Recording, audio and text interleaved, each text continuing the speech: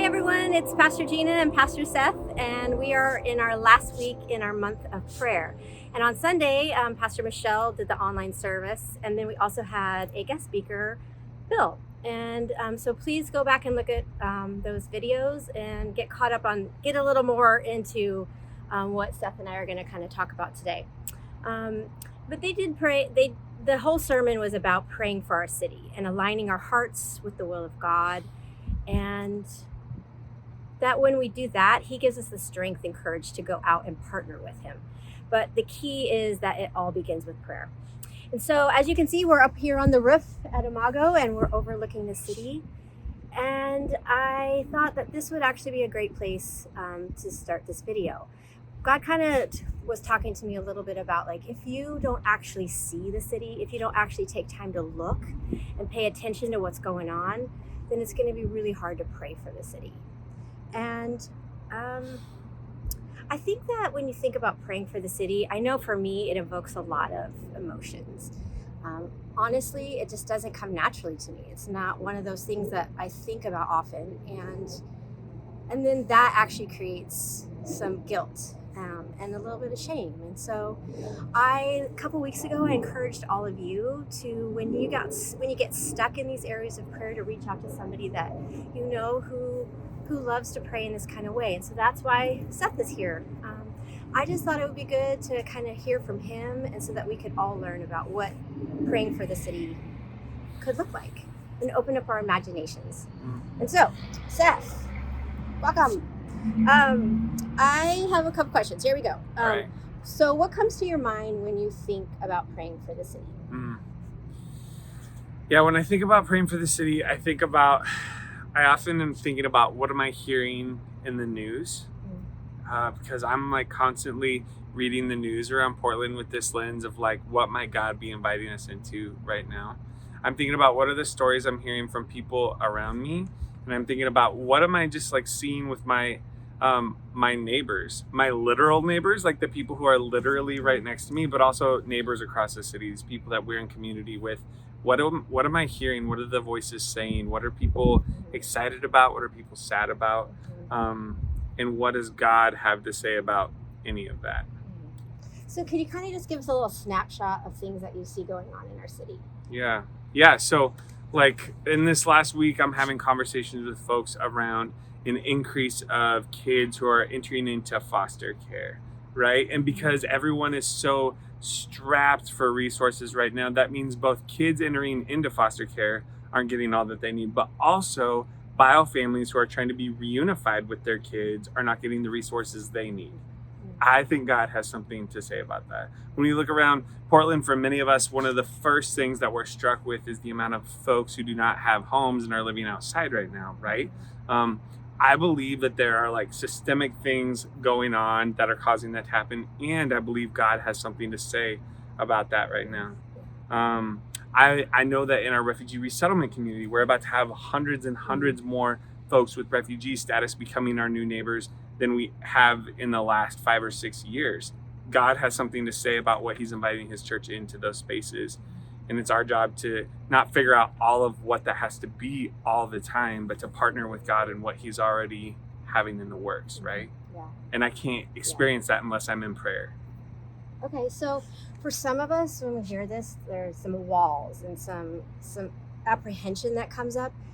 Might be we're feeling apathetic. We might feel actually a little bit angry and cynical, or maybe we're just feeling tired and kind of like helpless to know what to do. So what would you say to people like us? Yeah.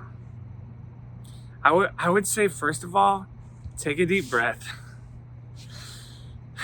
I think that helps us to bring our guard down a little bit. It helps us to remember, like, okay, this is big, and it's okay that it's big.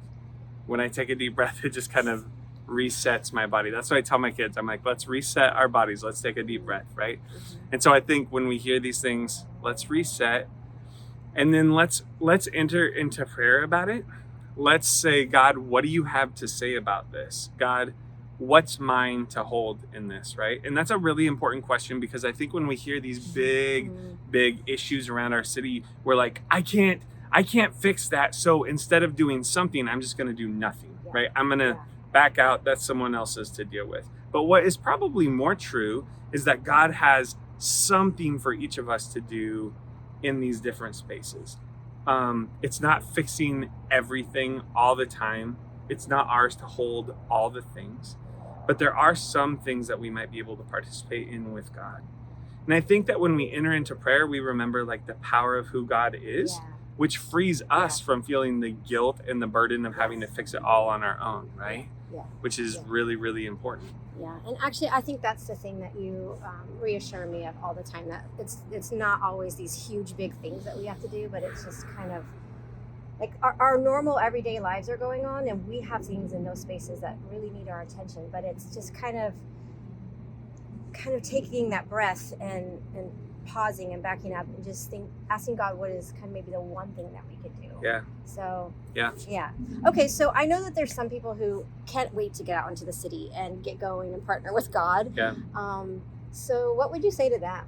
In light of prayer? I would say start with prayer. Figure out what's one space that you might be able to step into in this next season, right? For many of us, this upcoming season feels different than the last several months, maybe even years have. And for some of us, we might say, I want to do everything now that maybe I feel like I can. And that doesn't help anyone, right? That's not God's invitation. That's not helping you. That's not helping the people that you're saying that you want to participate in life with, right? And so I would say, take a breath and just find, what's this one thing? What's the one thing that God has created within me that I am passionate about, that stirs up like deep love or deep frustration? And then take a look at who you are. What resource do you have to offer? And offer that to God. And say, God, here's what I have. What do you want to do with it? Let's talk. I like that. And then I would say, and I'm somebody who wants to like move, who wants to do something all the time. And I would say that something that I have had to learn to do is to slow down, because I want to make sure that my idea is actually like an invitation from Jesus and not just my idea that makes me feel good about myself or helps me like prove someone wrong that I'm better than they thought I was, right? And so when I slow down, when I continue to bring that to God in prayer, that helps kind of solidify that, okay, yes, this is the invitation of God for today with these resources I have, then I move. Cool. One final thing. You had talked about prayer and just kind of had this epiphany moment about the power of prayer for our city. I think one of the things I've learned this last year is that I often think about praying as the least that I could do for somebody or for some situation. But if God is really who he says he is, and I believe that, and I think I do, then prayer is actually the most that I could be doing. And I think that when I think about prayer like that, that changes how I enter into things, that changes like the guilt or shame or sympathy that I feel about something. That changes what my action steps are going to be.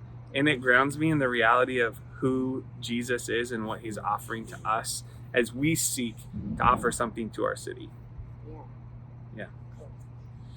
Okay, well, this is it for our little interview. Thank you, Seth. Thank you for always encouraging me to get outside of my comfort zone and to think about things differently. And so I pray that this conversation will be a catalyst for all of you to reach out to somebody who loves the city and it comes naturally for them, and just have a conversation and actually look around our city and ask God to align our hearts and reopen our eyes to what it is he wants us to see and partner with. We love you guys. Bye, Mago. See ya.